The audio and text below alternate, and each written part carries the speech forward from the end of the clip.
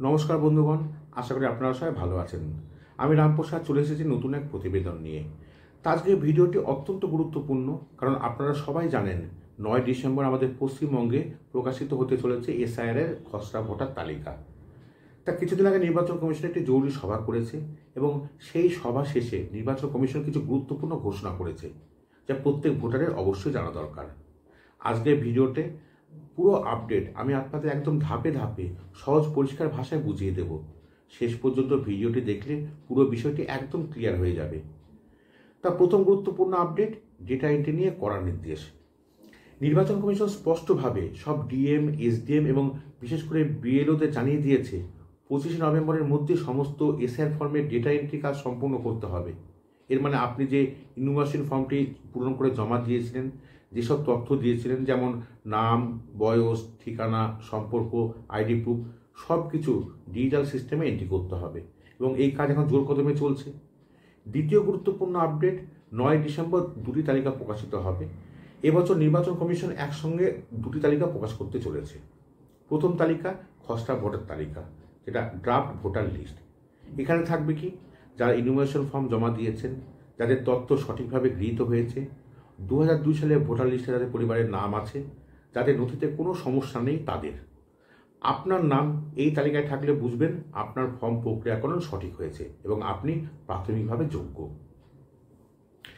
দ্বিতীয় তালিকাটি কি, সেটা হলো বিশেষ তালিকা, অমিশনস বা অবজেকশনস লিস্ট। তা নির্বাচন কমিশন এবার এই লিস্ট প্রকাশ করতে চলেছে। এই তালিকায় কাদের নাম থাকবে, যারা ফর্ম জমা দেননি, যারা ইনুমারেশন ফর্ম ফাঁকা জমা দিয়েছেন, মৃত ভোটারদের নাম, যারা ইনুমারেশন ফর্মের সাথে যে ডকুমেন্ট জমা দিয়েছিলেন সেটা সন্দেহজনক, নকল বা ভুয়ো ভোটারের নাম, স্থানান্তরিত ব্যক্তি মানে যারা এক জায়গায় বাস করতেন এখন অন্য জায়গায় গিয়ে বাস করছেন, এবং নতুন ভোটার কিন্তু 2002 সালের লিস্টে পরিবারে কারো নাম নেই। শুধু নামই না, এখানে প্রতিটি ব্যক্তির নামের পাশে লিখে দেওয়া থাকবে স্ট্যাটাস, যেমন অ্যাবসেন্ট মানে অনুপস্থিত, not submitted, death, mismatch, relationship not verified ইত্যাদি। এই তালিকাটি খুবই গুরুত্বপূর্ণ, কারণ এখানে নাম থাকলে আপনাকে হিয়ারিংয়ে যেতে হতে পারে। তৃতীয় আপডেট, খসড়া লিস্টে নাম উঠলে কি ফাইনাল লিস্টে যাবে? না বন্ধুরা, এটা হলো সবচেয়ে ভুল ধারণা। খসড়া তালিকায় নাম থাকা মানে আপনি পাস এমনটা কখনোই নয়। আপনার নাম অটোমেটিক ফাইনাল লিস্টে যাওয়ার জন্য দুটি শর্ত পূরণ করতেই হবে। প্রথম শর্তটা কি, 2002 সালের ভোটার লিস্টে আপনার নাম আছে, অথবা আপনার পরিবারের বাবা, মা, দাদু, দিদিমা, ঠাকুরদা, ঠাকুরমা ইনাদের নাম আছে, তাহলে আপনার নাম খসড়া লিস্ট থেকে ফাইনাল লিস্টে চলে যাবে। দ্বিতীয় শর্তটা কি, আপনার ডকুমেন্ট যেমন নাম, বয়স, ঠিকানা, সম্পর্ক মানে রিলেশন যেগুলো আপনি দিয়েছেন সেগুলো সব সঠিক এবং পরিষ্কার। আর এই দুটি শর্ত ঠিক থাকলে তবেই আপনার নাম সরাসরি ফাইনাল লিস্টে উঠে যাবে। তাহলে এবার প্রশ্ন, হিয়ারিংয়ে কাদের ডাক পড়বে?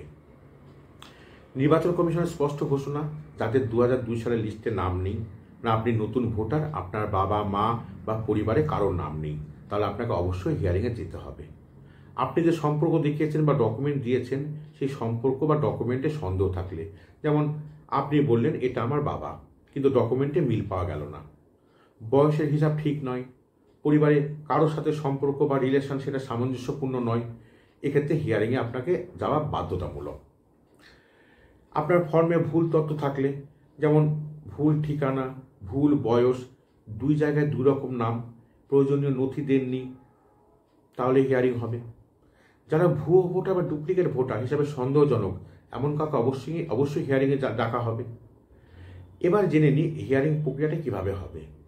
তা 9 ডিসেম্বরের পরে শুরু হবে চেকিং, মানে প্রতিটা ভোটারের ডেটা কড়াভাবে যাচাই করা হবে। যদি কোনো সমস্যা পাওয়া যায়, বিএলও স্বয়ং আপনার বাড়িতে নোটিশ দেবে এবং নোটিশে লেখা থাকবে আপনার নাম, কিসের জন্য আপনাকে ডাকা হচ্ছে, হিয়ারিংয়ের তারিখ, সময় এবং স্থান। তা হিয়ারিংয়ে আপনার ডাক পড়লে আপনাকে কি করতে হবে? আপনাকে নিয়ে যেতে হবে 11টি নথির মধ্যে যে কোনো একটি, যেমন Aadhaar, passport, date of birth certificate, শিক্ষা প্রতিষ্ঠানের সার্টিফিকেট, ডেসিমাইল ইত্যাদি। সেখানে আপনি আপনার পরিচয় এবং নাগরিকত্বের তথ্য যাচাই করাবেন।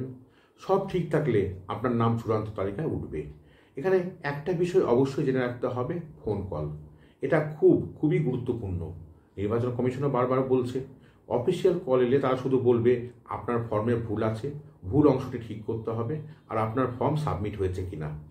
তারা কিন্তু কখনোই ফোন করে ওটিপি, টাকা পয়সা, ব্যক্তিগত ডিটেলস এইগুলো চাইবে না। যদি কেউ ফোন করে ওটিপি চায় তাহলে সঙ্গে সঙ্গে কলটা কেটে দেবেন। এটা প্রতারণা, আর এখন এটা নিয়ে খুব প্রতারণা হচ্ছে চারিদিকে।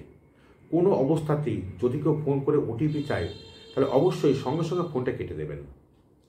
তাহলে শেষ কথা কি দাঁড়ালো, 9 ডিসেম্বর খসড়া লিস্ট চেক করবেন। নাম না থাকলে দ্বিতীয় তালিকায় দেখবেন। ভুল পেলে সঙ্গে সঙ্গে বিএলওকে জানাবেন।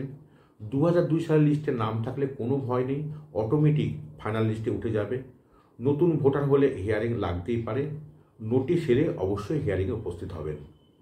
তা বন্ধুগণ, এটা ছিল আজকের প্রতিবেদন। যদি ভিডিওটি আপনাদের ভালো লেগে থাকে তাহলে অবশ্যই লাইক আর শেয়ার করবেন আর অন্যদের সাথে, আর চ্যানেলটিকে সাবস্ক্রাইব করতে ভুলবেন না। দেখা হবে অন্য একদিন অন্য এক প্রতিবেদনে। ভালো থাকবেন, সুস্থ থাকবেন।